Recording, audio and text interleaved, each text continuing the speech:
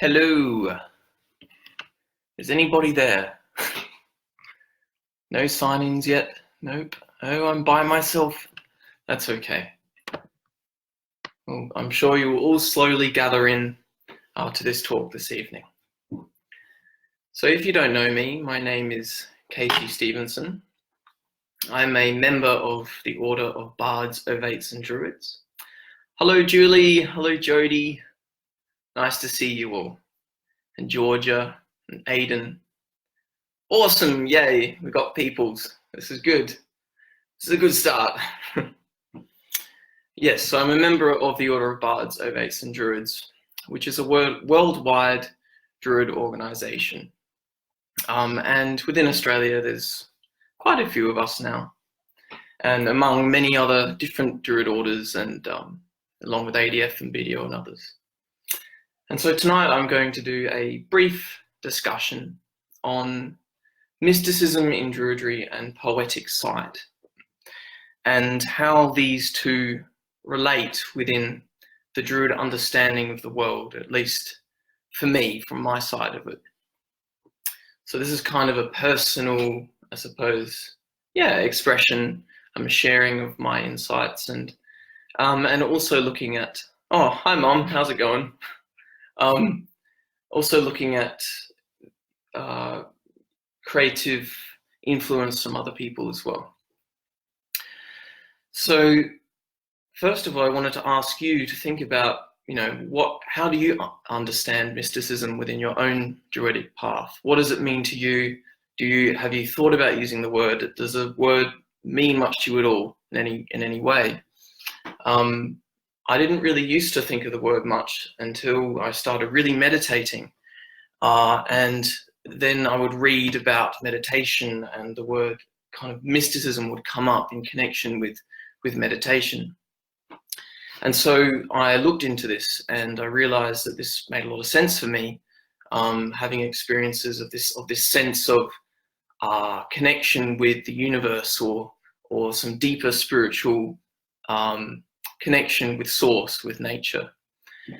And so tonight I'm going to be talking about mysticism in the Druid standpoint, from spirit in nature, being embodied in nature, and finding union with deity, with spirit and the divine through nature. And you might know, if you've been practicing Druidry for a long time, Druidry is an embodied spirituality. So it's all about being, in the here and now, also connected with our ancestors and with the spirit of time, but deeply reverent about the place we're in, the spirit of the land, the place of the land that we're living on, that we're breathing with, and that we connect with. And so the kind of mystic sight, mystic understanding, and also poetic sight, are two sides of the same coin, I feel, in Druidry. And this might seem a given, but maybe people don't always think about it in that way. And for me, a lot of my poetry and music writing as well comes about in states of space, in almost not complete void, but in that meditative space. And especially if my mind is really full of thoughts and I can't think straight, and there's just too much going on, or if I'm overthinking a creative idea or pursuit, it often just doesn't happen. It needs to flow. The Arwen needs to flow forth from the beautiful cauldron. So I will take some time out if I'm really struggling and I'm overthinking. I'll take some time out. I'll remove myself almost out of the the picture of this idea of writing this thing or creating this thing. And almost surrender to not doing it. And then it just happens, it just comes forth. Sometimes you need more kind of direct effort, a bit more like a magician would wield a wand, or the power of intention. But some other times you kind of need to set the, the way of relating to the world in terms of intention and kind of trying to push things forward. Sometimes it doesn't work. And so the mystic, in a way, kind of looks at everything from the opposite or upside down. And so instead of going, well, the Arwen isn't flowing right now. I need to push it harder, even though the irony is in the word flowing. Of course, you could see it as a fire, and the Arwen is fiery and burning, and there's passion, and you're pushing forward with it or whatever. But no, instead you go, right, I'm going to sit in this space. I'm going to sit within the cauldron of my inner being, and I'm going to sit in silence, and I'm going to contemplate. And throughout history, throughout the ages, not just within Druidry, but in all kinds of religions and ecclesiastical traditions and mystical traditions of Christianity, you found this relationship with God by sitting and contemplating the word of God or things like that. And certainly within the history of Druidic practice, from the early 1900s with the ancient Druid order up until now, there has been a great influence on mystical thinking within Druidry. And it was in the ADO, the founder of the ADO, who was very much deeply inspired by Buddhist understandings of the world as well. And, oh dear. Sorry about that. I don't know what the hell just happened then. My computer decided to start spazzing, and out of nowhere, it stopped. So there you go. There's also a kind of a mystic truth. Out of nowhere, life can stop, or an idea can suddenly stop. Yes, lol, technology and druids. You are correct, Jody. And me, out of all people, I seem to have the almighty curse or something when it comes to any kind of technological situations. There's a poem in that, I think. A poem of sadness. So on the theme of, yes, I remember that, Julie, which makes me feel better because I know at least it's happened to other people. So yes, anyway, back on track. So poetic insight. How does poetry relate to mysticism, basically? So maybe a lot of you have experienced occasions where you're in meditation. You might take yourself out of the everyday humdrum of life, and you'll go and sit on the hillside or in nature somewhere. It might even be in your room with just a candle, and you just find that space within you. You do the deep breathing or whatever, and you become deeply aware of your body, and that all of those thoughts are in the way stop. So you have reached that space, what they would call, I suppose, in Zen, samadhi, I think, or something like that. That space of complete awareness within you, or at least more awareness. And from this, you have connected yourself with the inner cauldron, the cauldron of a northern, and the cauldron of the circles of existence, if you want to talk about it in terms of Aeola Morgana's circles of existence. And this cauldron that sits at the center of our beings has the seed of light within it. But this seed of light requires darkness. And there's a saying that goes, darkness gives birth, darkness fosters light, basically, the splendor of light, of fire. And so we sit within the belly of the mother and we contemplate our lives. And from this, a verse or an understanding of ourselves might come into being. And often it is in very vague ways. But then we put pen to paper, and then spirit works itself out as we go. And we don't know how it happens, but it just happens. It happens to us in a way, or it happens through us, or we are happening to ourselves in accordance with nature. And so I have a poem I'd like to share, which I wrote in the Bardic grade, just reflecting on the spirit of poetry. And is that the right one? That is a good question, Kacey. Yes, I will find it. Hang on a sec. I put a bookmark in here. Okay, I'll read this one instead because I'm not going to find the one I was going to read. So this is called What a Poet Loves. Poets' love is love of romance. Romance in all forms, where walls crash down and emotion reaches.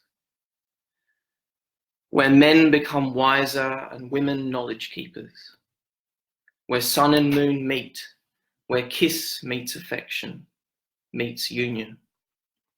Nothing is bland or straight, no lines are drawn between the wane and the sea, and when the veils of our crushed love is given its needed ointment, the truth in every one of you will sing without chains, without bags we carry around with us. If the bird understands my song, but no human hears it, then I will love poetry. Because regardless, poetry is the art of feeling. No one should be so frightened as to run when affection meets art, when magic feels a connection, the song of understanding. Fear of art, fear of emotion, of the heart, is fear of unity with that one basic thing we all need, love. When we use each other like disposable tissues, our freedom is never realized. Blessings of the heights of air to you, peace to the icy mountain to you, calm be the light breeze to you, blue be the tour of sight to you. Blessed is the one with bird knowledge, feathered one golden beaked and charcoal covered, blessings of the air to you. Sky clad, sky lad, clad of sky, clad in grass, mud and water, clothed in cloud, sun, moon and stars. The forest is my walk, is my aloneness and my peace. No one but the all-knowing and seeing eye of truth, felt in the choir of nature. 4 seasons I travel with the sun and the moon's flight across the tears of clouds, and wiping from my face the silvery moonlight caught in 1,000 little mirrors. Moments rise with the sounds of owls hooting and the fuzzy feeling of warm midnight rays trickles down my back like a waterfall of golden serpentine jewels. So that was a poem I wrote during the Bardic grade, and it was just, I was meditating on, the idea of poetry, what poetry meant to me, and a poem came out about what poetry meant to me. So yeah, that was my poem on, I suppose, the meaning of poetry, and there's many Druidic themes in that. But if you go onto the OBOD website, you'll find an article, and it was written by a lady called Dr. Karen Parlin, and she talks about mysticism in Druidry as being defined as nature mysticism. And she takes this from a book written by a professor called F.C. Happold, and he wrote a book called Mysticism, a Study and an Anthology. And he describes the mystic experience in 3 categories. He describes this as the mystic experience of union with God, the mystic experience of union of the soul, union of soul. So that would be like I suppose a self-mysticism, and the mysticism of nature. So nature's mysticism. And the thing about mysticism is that it is that which unifies us, or the understanding, the search for unification with God, or the search and unification of spirit and of the universe. So in the Druid understanding, she posits that Druids connect with nature mysticism.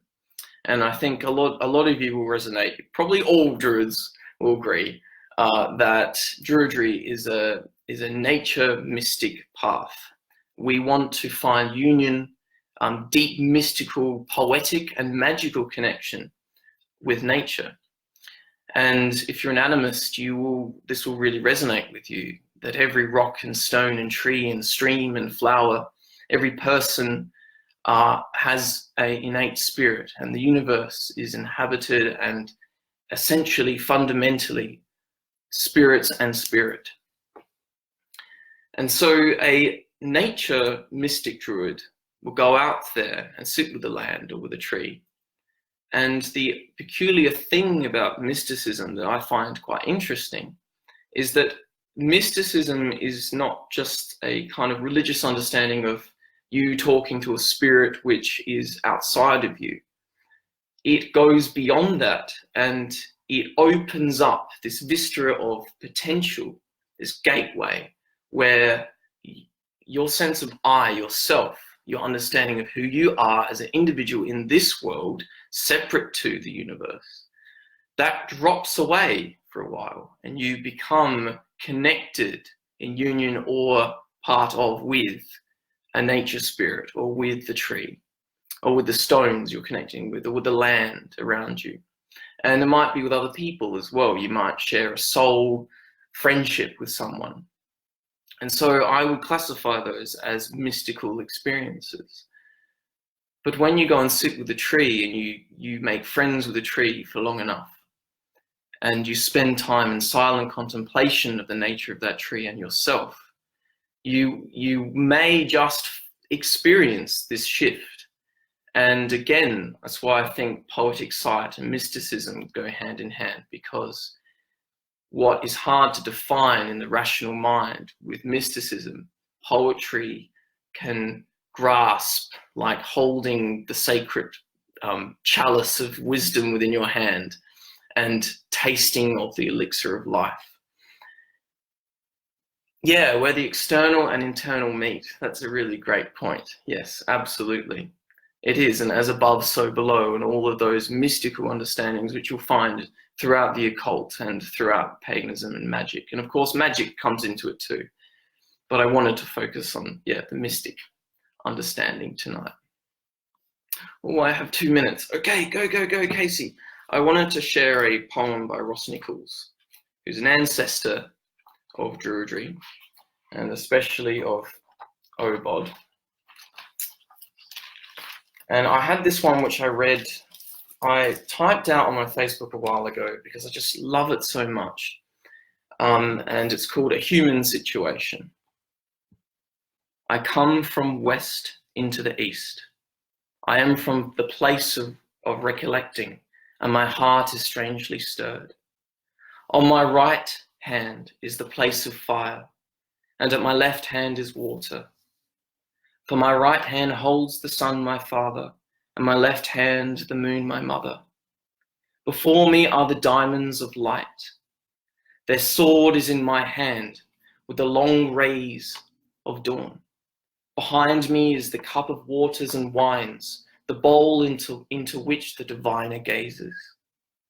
Where is my center? Going back to that mystic question. For the center rises, it lifts and is in no place and everywhere. So that's just the first part of that poem. And I think that really sums up very well the human situation.